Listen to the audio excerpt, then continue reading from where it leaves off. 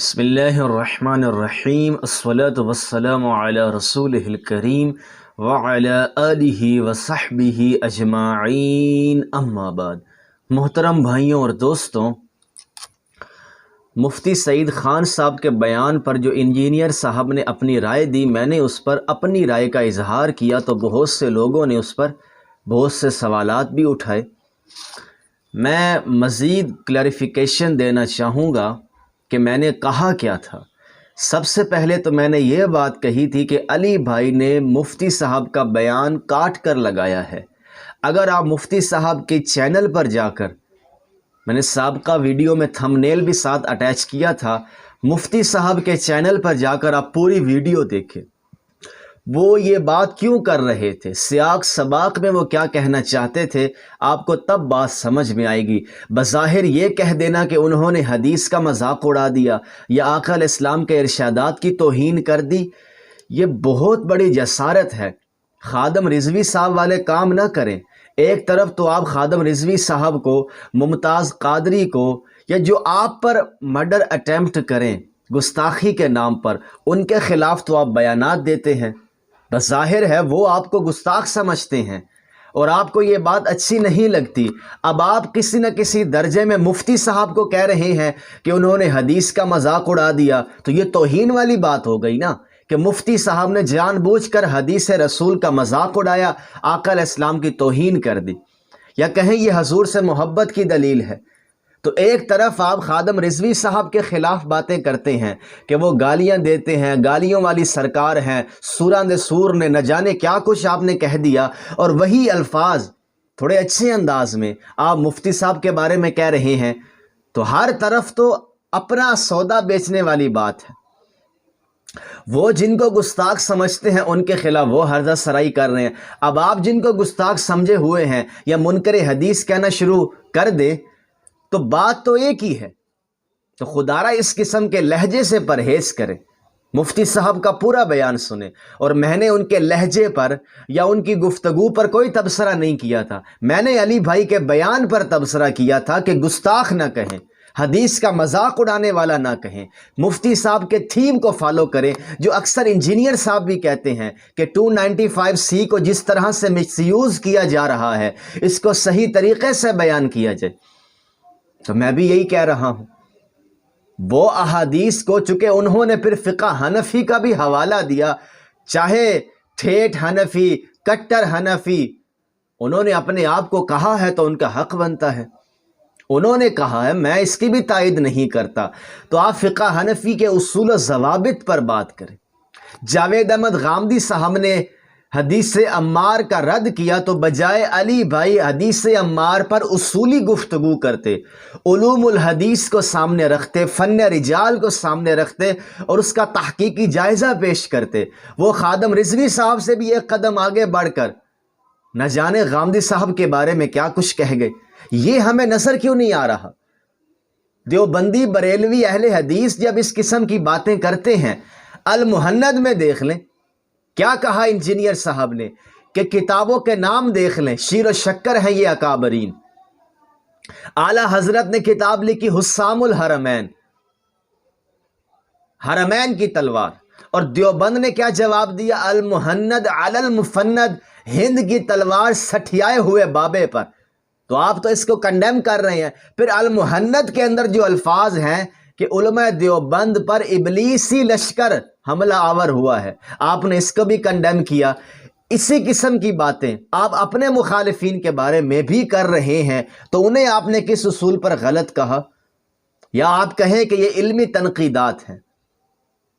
تو میں یہ عرض کرنا چاہتا تھا، لیکن اس کے باوجود اب میں آتا ہوں اصل بات کی طرف کہ میں علی بھائی کو اپریشیٹ بھی کرنا چاہوں گا، اختلاف بھی ذکر کر دیا، جو ان کی خوبی ہے، جو ان کی اچھی بات ہے وہ بھی بیان کرتا چلوں کہ ماڈرن ایجوکیشن کے ساتھ ساتھ علی بھائی نے اپنے بہاف پر دینی تعلیم بھی حاصل کی۔ انسان ہے، غلطیاں انسانوں سے ہوتی ہیں، علوم اور فنون میں میں سمجھتا ہوں کہ علی بھائی سے گفتگو ہونی چاہیے۔ اردو تراجم پڑھ کر بندہ محقق نہیں بنتا، اپنی ذات تک تو مطمئن ہو جائے گا، لیکن جب وہ as a researcher, as a speaker عوام کے سامنے دین بیان کرنے کے لیے آئے گا، اسے چند علوم اور فنون پر دسترس ہونی چاہیے، چونکہ عالمی سطح پر آپ نے دین کا کام کرنا ہے۔ تو یہ اچھی بات ہے کہ علی بھائی نے انجینئرنگ کے ساتھ ساتھ دینی تعلیم بھی حاصل کی، اور جنونی آدمی ہیں علی بھائی۔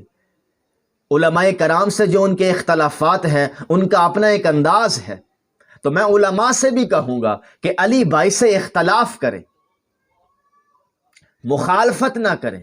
اب تیسرا مرڈر اٹیمپٹ ہوا ہے، اس کی کلیریفیکیشن انہوں نے دی، بچے کو پکڑ لیا گیا، کس نے کیا، اس نے جو نام بتائے، اس میں کتنی سچائی ہے، کون مارنے آیا تھا، کس کے کہنے پر آیا تھا، اللہ جانتا ہے۔ میں یہی عرض کروں گا، جس کا بھی ہاتھ ہے دلائل کے ساتھ اپنی بات رکھیں۔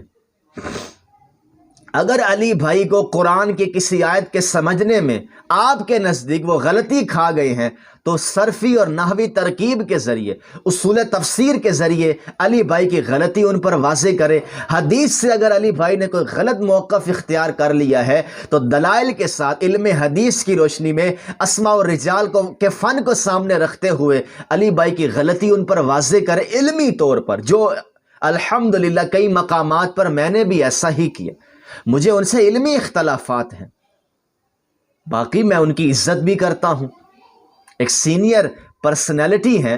اور جہاں تک بات ہے ماڈرن ایجوکیشن کی، ہمارے علماء کی عصری تعلیم کتنی ہے، معاشرے میں وہ کس طرح سے دین کا کام کریں گے۔ اب تو الحمدللہ علماء M Phil P H D doctorate کر رہے ہیں، لیکن آپ شروع دیکھیں، سابقہ ماضی میں جائیں تو آپ کو میٹرک پاس، پرائمری پاس علماء ملیں گے۔ وہ اثر و رسوخ نہیں ہو پاتا، دماغ کھلتا ہے تعلیم سے، چاہے دنیاوی تعلیم ہو چاہے دینی تعلیم ہو۔ تو یہ علی بھائی کا ایک بہت بڑا کارنامہ ہے، اللہ تعالیٰ ان کے اخلاص کی بنیاد پر انہیں اس کا اجر عطا فرمائے۔ باقی جہاں تک اختلافات کی بات ہے، انہوں نے اپنے بیاف پر جو دین سمجھا ہے، اپنی ذات تک سمجھا ہے، لیکن یہاں پر جیسا کہ میں نے پہلے بھی عرض کیا، لوگوں کے سامنے جب وہ کمیونیکیٹ کرتے ہیں تو وہاں پھر انہیں اصولی مقدمات پر ہی بات کرنی چاہیے، اور علماء کرام بھی اصولی مقدمات پر ان کے ساتھ بات کریں۔ فقہ حنفی کا مسئلہ ہے، فقہ شافی کا مسئلہ ہے، جتنے بھی مسائل ہیں اصولی مقدمات پر بات کریں۔ اور زیادہ تر علی بھائی جس قدر آگے، بہت آگے نکلتے چلے جا رہے ہیں، یہ بھی علماء کی وجہ سے ہے کہ علماء بھی اصولی گفتگو نہیں کرتے، تو جوابی کاروائی میں علی بھائی بھی اصولی گفتگو نہیں کرتے۔ تو میں عرض یہ کرنا چاہتا ہوں کہ اختلاف رائے کو اختلاف رائے بنائے۔ علی بھائی سے بھی کہوں گا مفتی صاحب سے زور آور اختلاف کریں، الفاظ کا چناؤ اچھا رکھیں، اور علماء سے بھی کہوں گا۔ اب علماء نے مارنے کی کوشش کی علی بھائی کو، علی بھائی نے زبانی کاروائی کی، ایک لحاظ سے مارنا ہی ہو گیا۔ کسی بندے کو یہ کہنا کہ وہ حضور کی حدیثوں کا مذاق اڑا رہا ہے، اس سے بڑی بھی کوئی توہین ہے انسانیت کی؟ اگر کوئی اڑا رہا ہے پھر تو ٹھیک ہے، لیکن آپ پہلے حدیث سے متعلق فقہاء اور محدثین کے منہج کو سامنے رکھ کر بات کریں۔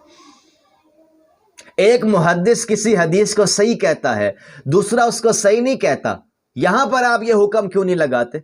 تو اختلاف ہے نا صحت اور عدم صحت میں، اسی طرح استنباط میں بھی اختلاف ہے۔ فقہ حنفی کے علماء امام شافعی کی طرح یا احمد ابن حنبل کی طرح یا محمد علی مرزا صاحب کی طرح حدیث سے مسائل کا استنباط نہیں کرتے، آپ حضرات کی طرح، ویسے تو وہ بھی کرتے ہیں۔ تو اس اصولی مقدمے کو سمجھا جائے۔ باقی علی بھائی کو اپریشیٹ بھی کرنا چاہوں گا، جو مجھے اختلافات ہیں میں ان کے سامنے انشاءاللہ رکھوں گا جب ان سے ملاقات ہوئی۔ جو اچھی بات ہے وہ کرنی چاہیے، جو غلط بات ہے اسے بھی بیان کرنا چاہیے۔ علماء سے بھی کہوں گا اختلاف رکھیں، مخالفت نہ رکھیں۔ اس طرح کسی کو قتل کر دینے سے ہم تحقیقی میدان میں کیا اکھاڑ لیں گے؟ سوال وہیں کا وہیں کھڑا رہے گا۔ اگر علی بھائی اللہ نہ کرے دنیا سے چلے گئے تو جو سوالات وہ چھوڑ کر گئے ہیں وہ تو اسی طرح ہیں۔ جواب دیں آنکھوں میں آنکھیں ڈال کر، یا تو کہیں کہ آپ کمزور بنیادوں پر کھڑے ہیں۔ میرے جو اختلافات ہیں میں انشاءاللہ رکھوں گا ان کے سامنے اگر موقع ملا تو۔ وما علینا الا البلاغ۔